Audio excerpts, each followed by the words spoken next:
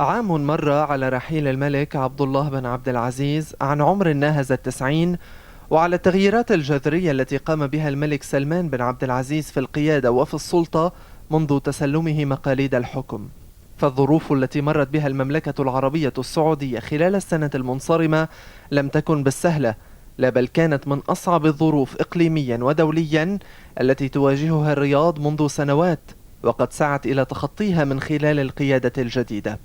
فالملفات التي واجهتها المملكة في سنة واحدة توزعت بين التحديات السياسية من حرب سوريا والمفاوضات المتعلقة بها، إلى حرب اليمن وقيادتها التحالف العربي لوقف تمرد الحوثيين، وصولا إلى إيران التي رفعت عنها العقوبات الدولية في الاتفاق النووي رغم دورها المتنامي في أزمات المنطقة، وقيادتها مؤخرا جبهة ضد المملكة العربية السعودية واعتدائها على سفاراتها وقنصلياتها بعد إعدام نمر النمر.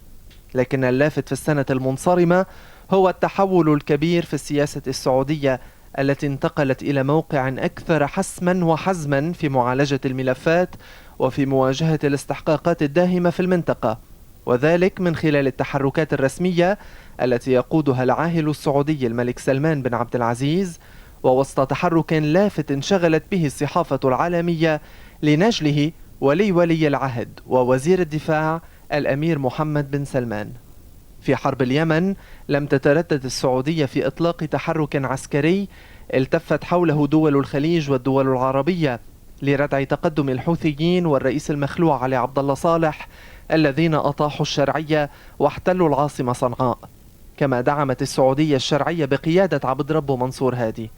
أما في حرب سوريا ومواجهة الإرهاب فكانت السعودية في طليعة الساعين إلى إيجاد حلول دبلوماسية لتسوية سياسية تنهي وضع الأسد مع الإبقاء على الخيار العسكري. كما كان لافتا إعلان الأمير محمد بن سلمان قبل أسابيع إطلاق التحالف الإسلامي الذي بادرت السعودية إلى إنشائه لمحاربة الإرهاب على أنواعه وصولا إلى عالم أكثر سلاما. عول كثيرون على هواجس السعودية مع الاتفاق النووي الإيراني، لكن دور الرياض في اللقاءات العالمية وفي أهم عواصم العالم أثبت أن أي حل في المنطقة وجب أن يمر عن طريق الرياض، وأن السعودية ما زالت الحليف الأقوى للقوى الدولية بمعزل عن أي تطورات أخرى، وهي أمور سعى إليها الملك عبد الله وتم ترسيخها من خلال القيادة الجديدة بعد رحيله.